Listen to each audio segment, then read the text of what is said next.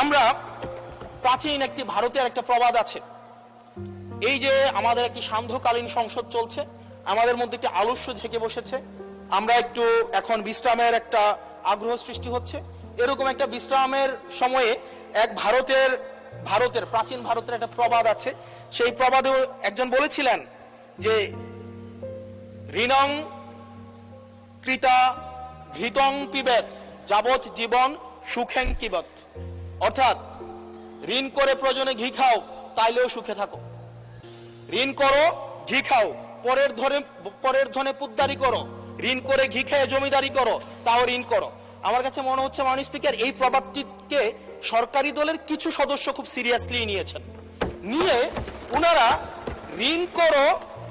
ঘি খাও তাও সুখে থাকো, এটাকে ওনারা এভাবে নিয়েছেন ঋণ করো ঋণ খেলাপি হও তাও নির্বাচন অংশগ্রহণ করো।